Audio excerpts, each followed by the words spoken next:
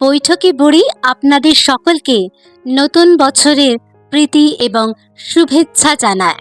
নতুন বছরে আমার প্রথম নিবেদন সুচিত্রা ভট্টাচার্যের লেখা অলিক বিকেল। আমার সঙ্গে আজ পুরুষ কণ্ঠে রয়েছেন অর্ঘ্যদেব মল্লিক। শুরু করছি আজকের গল্প অলিক বিকেল, সুচিত্রা ভট্টাচার্য।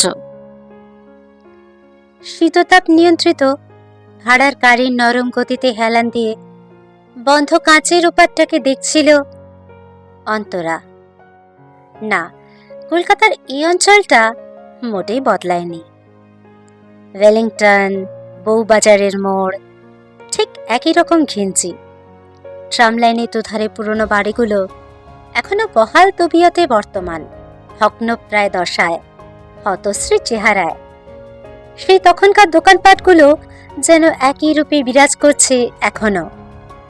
মেডিকেল কলেজের লাল লাল বাড়িরও কোনো পরিবর্তন ঘটেনি। একে কি সময়ের থেমে থাকা বলে? হয়তোবা। ড্রাইভারের গলা শোনা গেল। কলেজ স্ট্রিট এসে গেছে ম্যাডাম, গাড়ি কোথায় রাখবো? দেখুন না কোথায় পার্ক করা যায়। আমাদের কলেজে, বলেই থমকালো অন্তরা। মানে প্রেসিডেন্সির উল্টো দিকের রোডটায়। ভিড় হবে ম্যাডাম, জায়গা মিলবে না। তবু দেখুন না চেষ্টা করে। সত্যি রাস্তাটা মানুষে মানুষে থই থই, ঠিক যেমনটা থাকতো তখন, কিংবা তার চেয়ে বেশি বই কম নয়। সার সার বইয়ের দোকান থেকে লোক যেন উপচে পড়ছে পথে। তাদের কাটিয়ে কুটিয়ে অবিরাম হর্ন দিতে দিতে কোনো ক্রমে কলেজ স্কোয়ারের কোণটায় এলো ড্রাইভার। ইউনিভার্সিটি ইনস্টিটিউট হলের সামনে দাঁড়িয়ে থাকা একটি গাড়ি বেরোচ্ছিল। সুযোগ বুঝে দখল করে নিয়েছে ফাঁকটুকু। অন্তরা নামলো গাড়ি থেকে, সালোয়ার কামিজের দোপাট্টাখানা গুছিয়ে নিল কাঁধে। মানুষের জঙ্গল ভেদ করে পায়ে পায়ে এগোচ্ছে কফি হাউসের দিকে। বুকে টিপ টিপ উত্তেজনা। আপন মনে হেসেও ফেললো একটু। এমন উদ্ভট খেয়ালের কোনো মানে হয়? কাল ব্যাঙ্গালোরে ফিরে যাবে। তার আগে আজ দুপুরে দিব্যি চষে বেড়াচ্ছিল এলগিন রোডের শপিং মলখানা। 2 হাত উপুর করে কেনাকাটাও চলছিল বেশ। হঠাৎ যে কেন স্মৃতি রোমন্থনের বাই চাপল? মাত্র 44 বছর বয়সে এসব কি শোভা পায়? কিংবা কে জানে, হয়তো এই বয়স থেকেই ফের চাকার দিতে শুরু করে স্মৃতিরা। লোভ হয় পুরনো দিনগুলোকে আবার ছুঁয়ে ছুঁয়ে দেখতে। ভাগ্যিস এবার সৌমাল্য আসেনি সঙ্গে। এলে হয়তো কফি হাউসে পাড়ি জমাতে পারতো না অন্তরা। সৌমাল্য যে ধাতের মানুষ, বউয়ের এই ধরনের শখ জেগেছে শুনলে সে ভিড়মি খেত নির্ঘাত। কফি হাউসের গেটে পৌঁছে অন্তরা পলক থামল। বিড়ি সিগারেটের দোকানটা অটুট, কিন্তু সেই বুড়ো দোকানিটা নেই। তার জায়গায় এক ছোকরা। বুড়ো ছেলে অসম্ভব নয়। একটা একটা করে সিঁড়ি ভাঙছিল অন্তরা। কান খাড়া করে শুনছিল সেই পুরনো গম গম আওয়াজটা আসে কিনা। নেই তো। অমনি কপালে বলকা ভাঁজ। ছেলে মেয়েদের আনাগোনা কি কমে গেছে কফি হাউসে? দোতলায় উঠে কফি হাউসের অন্দরে পা রেখে ভুল ভাঙল অন্তরা।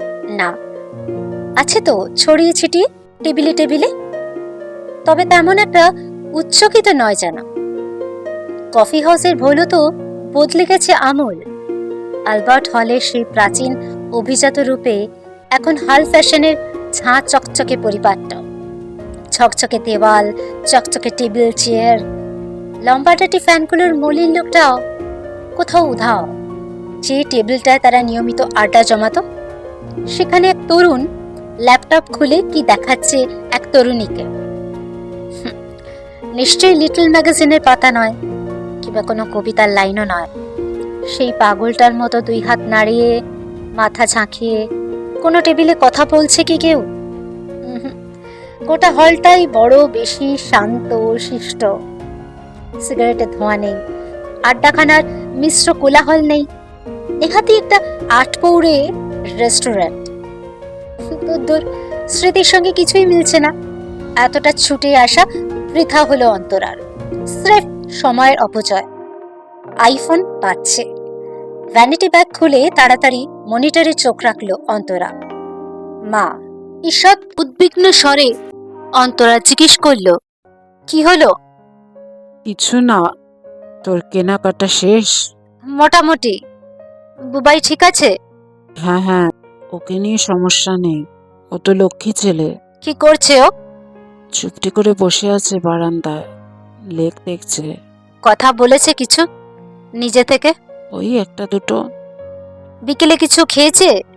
হ্যাঁ, ওর যা বাঁধা ধরা খাওয়া, ম্যাগি নুডলস, ওসব নিয়ে তুই ভাবিস না। ধীরে সুস্থে বাজার সেরে আর। মার শেষ বাক্যটি আশ্বাসের মতো শোনালো কি? ফোন রেখে অন্তরা ক্ষণিক বিমনা। মা যে তার অতি শান্ত নাতিটিকে নিয়ে খুব স্বস্তিতে নেই, এ তোমার ফোন করা থেকেই টের পাওয়া যায়। মার এই অস্বচ্ছন্দ অনুভূতিটাকে খুব একটা দোষ দেওয়া যায় না।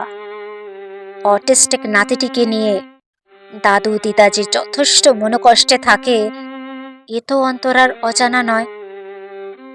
কতবার তো বাবা মাকে সে বুঝিয়েছে, বুবাইয়ের অটিজম কোনো অসুখ নয়, এটা একটা বিশেষ ধরনের মানসিক প্রতিবন্ধকতা মাত্র। সারাক্ষণ আত্মমগ্ন হয়ে থাকা কিংবা লোকজনের সঙ্গে মিশতে না পারা কিংবা এলোমেলো কথা বলা, এ ধরনের বাচ্চার স্বভাব, যা কিনা আস্তে আস্তে একদিন কেটেও যায়। শুধু তার প্রতি সারাক্ষণ বাড়তি মনোযোগ দিতে হয়, এই যা। দিদি দাঁড়িয়ে কেন, বসুন। অন্তরা চমকে তাকালো। উর্দি পরা এক বেয়ারা। সামনেই একটা ফাঁকা টেবিল দেখে চেয়ার টেনে বসে পড়ল অন্তরা। বেয়ারাটিও এসেছে সঙ্গে সঙ্গে। কি নেবেন দিদি? অন্তরা বিড়বিড় করে বলল, মেনু কার্ড নেই? হ্যাঁ, ওই তো টেবিলেই। দিচ্ছি অর্ডার, আগে একটু জল। সরে গেছে বেয়ারা। অন্তরা মেনু কার্ডটা টানলো, খুলল না। ছোট্ট একটা শ্বাস পড়ল। মা বাবাকে সে যা বোঝায়, নিজে সে কি তা মানে? 11 বছর হয়ে যাওয়া ছেলেকে এখনো সে যে চোখের আড়াল করে না। সে কি এমনি এমনি স্নায়ুবিদ, মনোবিদ, শিশু বিশেষজ্ঞদের দরজায় দরজায় সে কি অকারণে ঘুরে বেড়াচ্ছে? বুবাইয়ের জন্যই না সে চাকরি ছেড়েছে? বুবাইয়ের জন্যই না সে গোটা পৃথিবীর সঙ্গে সম্পর্ক ছিন্ন? বুবাইয়ের জন্যই না তার আর সৌমাল্যের মধ্যে আজ বড়সড় চিরের আভাস? বুবাই যখন বোস্টনে জন্মালো, অন্তরা নাকি বুবাইয়ের প্রতি যথেষ্ট মনোযোগ দেয়নি, আর তাতেই নাকি বুবাইয়ের অটিজম ধরা পড়তে অনেক দেরি হয়ে গেছে। সৌমাল্যের এহেন অভিযোগের পাল্টা নালিশ তো অন্তরারও তুনে মজুদ। দিন রাত অফিস অফিস অফিস। ছেলের পিছনে কতটা সময় দিয়েছে সৌমাল্য? বোস্টনের ওই বাড়িটা তো ছিল নৈশব্দের এক খাঁচা। সারাদিনে সেখানে একটা শব্দ উচ্চারিত হতো কিনা সন্দেহ। এমন গৃহে সন্তান যে অটিস্টিক হবে, এ আর কি এমন আশ্চর্যের? যাই হোক, অন্তরা কারুকে দোষারোপ করতে চায় না, তার কপালটাই মন্দ, এ তো সে মেনে নিয়েছে। এখন ছেলের সঙ্গে লেগে থেকে থেকে তাকে আর 5টা বাচ্চার মতো স্বাভাবিক করে তোলাটাই অন্তরার একমাত্র লক্ষ্য। কি যে হবে বুবাইয়ের। বেয়ারা জল রেখে গেছে। গ্লাসে চুমুক দিল অন্তরা। গ্লাস নামিয়ে রাখতে ঈষৎ সচকিত। অদূরে এক টেবিলে একটি মেয়ে এক দৃষ্টে তাকিয়ে তার দিকে। কে রে বাবা, শ্যামলা শ্যামলা মুখখানা চেনা চেনা লাগছে যেন। মেয়েটি প্রায় তারই বয়সী, চোখে চশমা, পরনে তাঁতের শাড়ি, চেহারা একেবারেই বিশেষত্বহীন, কিন্তু পরিচিত। কোথায় দেখেছে? মেয়েটি দূর থেকেই হাসল। অন্তরা বোকার মতো ঠোঁট ফাঁক করেছে। টেবিল ছেড়ে এগিয়ে আসছে মেয়েটি। সামনে এসে সপ্রতিভ স্বরে বলল, চিনতে পারছো? মিহি কণ্ঠস্বর। এই গলার আওয়াজেই অন্তরার মনে পড়ে গেছে। কফি হাউসে মাঝে মাঝেই তাদের টেবিলে আসতো মেয়েটা। জয় তখন সবে দিগল্লয় পত্রিকাটা বার করতে শুরু করেছে। সেখানে ছাপার জন্য কবিতা দিয়ে যেত মেয়েটি, আর তাদের হইচইয়ের মাঝে মুখে কুলুপ এঁটে বসেও থাকতো কখনো সখনো। কি নাম যেন মেয়েটার, কি নাম যেন। স্মরণে আসা মাত্র অকৃত্রিম হাসি ফুটেছে অন্তরার ঠোঁটে। তুমি তো শাহানা। যাক, চিনেছ তাহলে। শাহানাকে একটু যেন উৎফুল্ল দেখালো। অনুমতির অপেক্ষা না করেই চেয়ার টেনে বসেছে। হাসি হাসি মুখেই বলল, আমি তো তোমার মতো সুন্দরী নই, নেহাতে খেতেই বুঝছি। ভাবছিলাম আমাকে তোমার মনে পড়বে কিনা কে জানে। রূপের প্রশংসায় খুশি হলো অন্তরা, তবু মুখে লজ্জা লজ্জা ভাব ফুটিয়ে বলল, যা কি যে বলো না, বুড়ি হতে চলেছি, এখন আবার সুন্দর অসুন্দর। বয়স তোমাকে ছুতেই পারেনি, এখনো 30 বলে চালিয়ে দেওয়া যায়। হৃষ্ট মুখে অন্তরা বলল, বাজে কথা রাখো, তারপর বলো আছো কেমন। আমাদের আবার থাকা সংসার নিয়ে নাজেহাল হচ্ছি। এই তো ছেলে বই কিনতে। কত বড় তোমার ছেলে? 7-এর উপরে 18 চলছে, 12 ক্লাসে উঠল, আর্টস নিয়ে পড়ছে। ওর বাবা কয়েকটা রেফারেন্স বইয়ের নাম নিয়ে এসেছিল, সেগুলো কিনতেই আজ এ পাড়ায়। অন্তরা পলক বিমনা। তার প্রথম বাচ্চাটা মিসক্যারেজ না হলে 17-18 হতো নয় কি? সেও নিশ্চয়ই স্কুলে শেষ ধাপেই থাকতো এখন। বুবাইকে তো সেভাবে স্কুলেই দেওয়া গেল না এখনো। কি যে হবে বুবাইয়ের। শাহানা নিজের মনেই বলছে, আজ স্কুলের ছুটি, ভেবেছিলাম একটু বিশ্রাম পাবো, ঠিক একটা কাজ চেপে গেল ঘাড়ে। অন্তরা কথায় ফিরল, তুমি বুঝি স্কুলে পড়াও? হ্যাঁ গো, সেই কুদঘাট পেরিয়ে 2-2খানা বাস বদলে যেতে হয়, যাতায়াতেই প্রাণ বেরোনোর জোগাড়। অন্তরা স্মিত মুখে বলল, তা বই কেনাকিনি ঝামেলাটা তোমার বর করলেই পারত। তাহলেই হয়েছে, যা খেয়ালি মানুষ, অফিসে যায় রোজ, তাতেই না আমি ধন্য হয়ে গেছি। বিরক্তি নয়, একটা সূক্ষ্ম গর্ব যেন উকি দিচ্ছে শাহানার চোখে। অন্তরার মজা লাগছিল, ভুরু নাচিয়ে বলল, কোথায় চাকরি করেন তিনি? রাইটার্স বিল্ডিং এ, তবে ওটা নাম কাওয়াস্তে। আসল চাকরি তো তার লিটল ম্যাগাজিন, ওই নিয়ে মেতে থাকে দিন রাত। প্রেসে ছুটছে, বিজ্ঞাপনের জন্য দৌড়চ্ছে, লেখা জোগাড় করছে, অর্থাৎ সাহিত্য পাগল পুরোপুরি। বিয়ের আগে যেমনটা ছিল এখনো তেমনটাই আছে। বেয়ারা এসেছে আবার। অন্তরা শাহানাকে জিজ্ঞেস করলো, কি খাবে বলো? শুধু কফি। যা, তা হয় নাকি? চিকেন অমলেট নি? হেভি হয়ে যাবে, অনেক দেরিতে খেয়েছি আজ। তা হোক, চিকেন অমলেটই নি, দেখি পুরনো স্বাদটা পাই কিনা। শাহানা হেসে উঠল। বেয়ারা অর্ডার নিয়ে চলে যেতেই বলল, তুমি বুঝি পুরনো স্বাদ খুঁজতে এসেছো? যতটুকু মেলে। তা তুমি এখন থাকো কোথায়? কাছেই, কৈলাসপুর স্ট্রিটে। মগজে ফের পলকা টোকা। জয়ও কৈলাসপুর স্ট্রিটে থাকতো না? এখনো কি আছে সেখানে? শাহানা কি তার খবর রাখে? জিজ্ঞেস করবে শাহানাকে? প্রশ্ন করার আগেই শাহানা বলে উঠল, আমার কথা ছাড়ো, তোমার খবর বলো তো। বিয়ের পরে তো তুমি আমেরিকা চলে গিয়েছিলে, তাই না? হ্যাঁ, বোস্টনে। গত বছর অবশ্য দেশে চলে এসেছি, ব্যাঙ্গালোরে সেটেল করেছি। তা হঠাৎ কলকাতায়? বাবার শরীরটা ভালো যাচ্ছিল না, তাই একবার দেখে গেলাম। ও, ছেলে মেয়ে কটি? তারা কত বড় হলো? একটি ছেলে, লেট ইস্যু, এখন 11+। বাবা, চমৎকার সংসার। আমার শ্বশুর বাড়ির মতো রাবণের গোষ্ঠী নয়। দেওর, ভাসুর, চা, ননদ, কাচ্চা বাচ্চা, কেলোর বেলোর, বাড়িতে থাকলেই মাথা ঝিমঝিম করে। এই যে একটু বেরিয়ে এসেছি, অনেক শান্তিতে আছি। অন্তরার হালকাভাবে মনে হলো, এমন একটা ভিড়ের সংসারে থাকলে কি বুবাইয়ের পক্ষে ভালো হতো না? হয়তো অটিজমের সমস্যাতেই পড়তো না ছেলেটা। বেয়ারা খাবার দিয়ে গেছে। অন্তরা প্লেট টানলো। শাহানাও। চিকেন অমলেটে নুন গোলমরিচ ছড়াতে ছড়াতে শাহানা বলল, তোমাকে দেখে আজ কিন্তু আমি সত্যিই খুব অবাক হয়ে গেছি। কেন? মাঝে মাঝেই তোমার কথা আলোচনা হয় কি না। এই তো পরশুই ও কি যেন প্রসঙ্গে বলছিল। ও মানে? আমার বর। ও তো প্রায় বলে অন্তরা খুব বুদ্ধিমতী মেয়ে, নিশ্চয়ই সুখী হয়েছে, গুছিয়ে সংসার করছে। অন্তরা সংশয় ভরা স্বরে জিজ্ঞেস করলো, তোমার হাজবেন্ড আমায় চেনেন নাকি? ও মা, জয় কি কখনো তোমাকে ভুলতে পারে? শাহানার মুখের হাসিটি অমলিন। একটু যেন কৌতুকের স্বরে বলল, জয় আমায় সব বলেছে গো, কিছু লুকায়নি। কাঁটায় গাঁথা চিকেন অমলেটের টুকরো অন্তরার মুখ অবধি পৌঁছল না, আগেই থেমে গেছে হাত। জোর বিষম খাচ্ছিল, সামলেছে কোনো মতে। ফ্যাসফ্যাসে গলায় বলল, কি লুকোয়নি? তোমরা পরস্পরকে কেমন পাগলের মতো ভালোবাসতে। একদিন দেখা না হলে জয় কিরকম ছটফট করতো। কিভাবে তোমাদের ছাড়াছাড়ি হলো। কফি হাউসের আলোটা যেন ঝপ করে কমে এলো।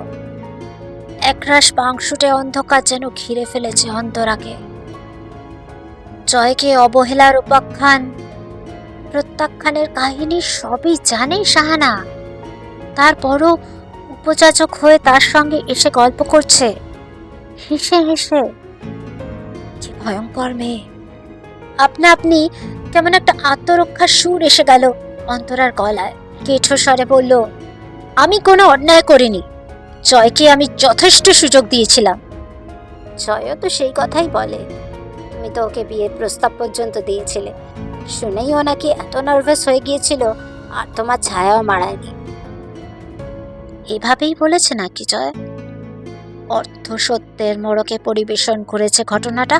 জয়কে সে বিয়ের কথা বলেছিল ঠিকই, কিন্তু সে ছিল নেহাত দেখাওয়া। সৌমাল্যের সঙ্গে সম্বন্ধটা তখন শুধু আসেইনি, প্রায় পাকা হওয়া পর্যায়ে। জয়কে কাটাতে অন্তরাও তখন মরিয়া। বাউন্ডুলে বাস্তববোধহীন জয়ের সঙ্গে সম্পর্কতে যে কোনো ভবিষ্যৎ নেই, এ তো অন্তরা তখন বুঝেই ফেলেছে। তাই না জয়কে আচমকা বলল, হয় 7 দিনের মধ্যে আমাকে বিয়ে করো, নয় আমাকে স্রেফ ভুলে যাও। বলেও ভরসা পায়নি, পাছে জয় কোনো খ্যাপামি করে বসে। অন্তরা আর যোগাযোগই রাখেনি তার সঙ্গে। এক নিশ্চিন্ত নিরাপদ উড়ানের গল্প সুখে অন্তরা তখন বিভোর। কেন সে তখন পিছনে ফিরে তাকাবে? জয় মোটেও বোকা নয়, নিশ্চয়ই অন্তরার মনোভাব টের পেয়েছিল। তবে দিব্যি সে কথা চেপে গেছে শাহানার কাছে। উল্টো সে নিজেই যেন দায়ী, এমন একটা নাটক খাড়া করেছে। কেন? কি প্রতিপন্ন করতে চেয়েছিল জয়? নিজে হেরে যাওয়াটাকে মহিমান্বিত করার বাসনা? কিংবা এমন নয় তো শাহানা নিজেই তাকে বাজিয়ে দেখতে চাইছে? অন্তরা তেতো গলায় বলল, আমি কতটা খারাপ তাও বলেছে নিশ্চয়ই। ও মা, না না, জয় তো শুধু তোমার প্রশংসাই করে, বলে জীবনের সবচেয়ে ইম্পর্টেন্ট মোড়টায় এসে তুমি সঠিক সিদ্ধান্তই নিয়েছিলে। তোমার যে ফ্যামিলি ব্যাকগ্রাউন্ড, যে ধরনের জীবনে তুমি অভ্যস্ত, তাতে ভুল করেও জয়ের সঙ্গে জড়িয়ে পড়লে একটা বিশ্রী ম্যাসাকার হতো। তুমি যে আবেগে ঝোঁকে বোকামি করে বসনি, এতেইও খুশি। বটেই তো, জয়কে বিয়ে করাটা তো স্টুপিডিটি হতো। কেন যেন হঠাৎ তপ করে জ্বলে উঠল অন্তরা। চিবিয়ে চিবিয়ে বলল, জয়কে জানিয়ে দিও আই এম ফাইন। আমার বর বছরে 1.5 থেকে 2 কোটি টাকা মাইনে পায়। ব্যাঙ্গালোরে আমরা একটা 2,500 স্কোয়ার ফিটের ভিলা কিনেছি। চাইলে দুনিয়ার any luxury item I can purchase now. আমি সুখের সাগরে ভাসছি, বুঝলে? অন্তরার আকস্মিক উত্তেজনায় শাহানা থতমত, তবু যেন সহজ সুরেই বলল, আমরাও সেরকমটা আন্দাজ করেছিলাম। শুনে যে কি ভালো লাগছে। তুমি আমার যা উপকার করেছ, তুমি তো সুখী হবেই। আমি? উপকার তোমার? নয়তো কি, তুমি না সরে গেলে আমি থোড়াই পেতাম জয়কে। মধ্য 40-এর শাহানার মুখে ব্রীড়ার আভাস। আমি তো প্রথম দর্শনে জয়ের প্রেমে পড়ে গিয়েছিলাম। সেই তোমরা যখন কফি হাউসে আসতে তখনই। মুখ ফুটে তখন কিছু বলতে পারিনি, তোমাদের ব্যাপারটা জানতাম যে। বুঝেছি, অন্তরার গলায় পাতলা শ্লেষ। আমি চলে যেতেই তোমাদের মধ্যে একটা হয়ে গেল, তাই তো? ঠিক তা নয়, ও তখন খুব মনমরা থাকতো, কারোর সঙ্গে মিস্তর টিস্তর না, আমার সঙ্গে তো নয়। ওই সময় মরিয়া হয়ে একদিন বলে ফেললাম, আমি তোমাকে ভালোবাসি। শুনেই জয় চটে গাই সোজা বলে দিল, কেটে পড়ো। অন্তরা ছাড়া আর কাউকে ভালোবাসা আমার পক্ষে এই জীবনে সম্ভব নয়। আমি তখন বললাম, বেশ তো, অন্তরা যেমন আছে থাক না, তাতে তো তোমাকে ভালোবাসাটি আমার আটকাচ্ছে না। একটা সম্পর্ক করতে গেলে দুজনকেই যে দুজনকে ভালোবাসতে হবে এমন তো কোনো বাধা ধরা নিয়ম নেই। বললেই কথা। অন্তরার চোখ বড় বড়। আর জয় তা মেনে নিল? ওই আর কি, মন থেকে না মানলেও আর খুব একটা দুচ্ছাই করতো না। তারপর স্কুলের চাকরিটা পেয়ে যখন বিয়ের কথা পারলাম, ও নিমরাজি মতন হলো, সঙ্গে সঙ্গে শুনিয়ে রাখলো, যদি ভেবে থাকি আমি ওর মন থেকে অন্তরাকে রিপ্লেস করছি তাহলে সেটা হবে নেহাতে মূর্খামি। ক্ষণপূর্বের রাগটা জড়িয়ে আসছিল অন্তরার। জয় তাকে কত ভালোবাসে। সহসাই এক অচেনা পুলকে তিত্তির করেছে বুকটা। ভিতরের খুশি গোপন রেখে অন্তরা বলল, তুমি সেই শর্তে রাজি হলে বিয়ে করতে? Highly insulting. আমারও তো মান অপমান বোধ নেই। সত্যি সত্যি কাউকে ভালোবাসলে মান অপমান জ্ঞান আর থাকেও না। কি বলো? জবাব ফুটল না অন্তরার। কার না লোকে অন্তরা জানে না। শাহানাই ফের বলল, তবে বিয়েটা হয়ে খুব মজা হয়েছে জানো। প্রথম দিকে খুব ভয় পেতাম, ওর মেজাজ মর্জি বুঝে শুনে চলতাম। এখন আর তো মামুল দিই না, বরং ওর কাণ্ড কারখানা দেখে মাঝে মাঝে বিরক্তি প্রকাশ করে। তখন হয় চুপ করে থাকে, নয়তো আমাকে শান্ত করতে ব্যস্ত হয়ে পড়ে। আমিও তখন দিব্যি টের পাই জয়ের মধ্যে একটা বড় সড় বদল ঘটে গেছে। কিরকম? শাহানা লজ্জা লজ্জা মুখে বলল, ও বোধহয় আমাকে ভালোবেসে ফেলেছে অজান্তেই। শুনে হাসবে না বিরক্ত হবে না রাখবে ভেবে পাচ্ছিল না অন্তরা। অদ্ভুত একটা প্রতিক্রিয়া হচ্ছে বুকের গভীরে। একটা ভিজে ভিজে বাতাস যেন বইছে কোথাও। একটি শির অনুভূতি, ক্ষোভ, হতাশা, বেদনা। চিকেন অমলেট শেষ। বেয়ারা প্লেট নিয়ে গেছে, সামনে এখন কফির পেয়ালা। কাপে চুমুক দিয়ে শাহানা বলল, ব্যাক ব্যাক করে অনেক বকে ফেললাম, তুমি নিশ্চয়ই খুব বোর হলে। অন্তরা অস্ফুটে বলল, না। তোমার বরের কথা এবার বলো, নিশ্চয়ই তোমায় খুব ভালোবাসেন। একটু আগে হলেও অন্তরা হয়তো কৃত্রিম উচ্ছ্বাস পড়া কাঁড়ে কাঁড়ে মিথ্যে আড়ে যেত অবলীলায়। এখন যেন স্বরই ফুটছে না। এই সাদাসিধে আপাত নিরীহ বিস্ফোরক শাহানা কিভাবে যেন তার বাক শক্তি হরণ করে নিয়েছে। অতি কষ্টের মাথা হেলালো অন্তরা। বুঝিবা একটু হাসলো, তারপর চোখ নামিয়েছে কবজি ঘড়িতে। আচমকাই গলা উঁচিয়ে ডাকলো বেয়ারাকে, বিল মেটাবে এক্ষুনি। শাহানা বিস্ময়ের সুরে বলল, এই তুমি এখনই উঠবে নাকি? হ্যাঁ চাই। না না, আরেকটু বসো, জয় এবার এসে পড়বে, তোমাকে হঠাৎ থেকে ও যা চমকাবে না। অন্তরা যেন ছ্যাঁকা খেলো, চেয়ার ছেড়ে তড়াক করে উঠে দাঁড়িয়েছে। ভারী ব্যস্ত মুখে বলল, না গো, অনেক দেরি হয়ে গেছে, কাল ফিরবো, প্রচুর গোছগাছ করতে হবে। যুক্তিটা নিচের কানেই হাস্যকর ঠেকলো যেন। তবু আর অপেক্ষা করলো না অন্তরা। সরাসরি কাউন্টারে বিল মিটিয়ে ছেড়েছে কফি হাউস, নামছে সিঁড়ি বেয়ে। হঠাৎ মনে হলো, বই কিনতে এসে শাহানা কফি হাউসে বসে আছে কেন? হয়তো এমনি এসেছিল। অন্তরাকে দেখতে পেয়ে কতগুলো আষাঢ়ে গল্প শুনিয়ে খানিক মজা লুটল না তো? জয়ের মতো খ্যাপা ধরনের লোক অমন একটা আটপুড়ে মেয়েকে বিয়ে করে সংসারী হয়েছে, ভাবতেও কেমন লাগে। ফাল্গুনে বিকেল প্রায় শেষ। ফুটপাত ধরে দ্রুত ফিরছিল অন্তরা। হঠাৎই হৃৎপিণ্ডে ধনুকের টঙ্কার। পাজামা পাঞ্জাবি পরা, কাঁচা পাকা দাড়ি। কি হাসি ওই! চারপাশের পৃথিবীকে ভ্রুক্ষেপ না করে হাঁটছে হেলে দুলে। হে ঈশ্বর, যেন অন্তরাকে না দেখে ফেলে, যেন মুখোমুখি হতে না হয়। না, জয় তাকে খেয়ালই করল না। সে তখন কফি হাউসে চলেছে যে শাহানার কাছে। হাঁটার গতি কমে গেল অন্তরার। অবসন্ন পায়ে ফিরল গাড়িতে। কাঁচটা নামাতে যাচ্ছিল, কি ভেবে তুলে দিল আবার। বড় করে একটা শ্বাস ফেলল। জয় শাহানা কফি হাউসে মোড়া অলিভ বিকেলটা কাছের ওপারেই থাক না হয়। সমাপ্ত। ফিরে আসবো অন্য কোনো গল্প নিয়ে। কেমন লাগছে আপনাদের অবশ্যই জানাতে ভুলবেন না। সুস্থ থাকবেন, ভালো থাকবেন। নমস্কার।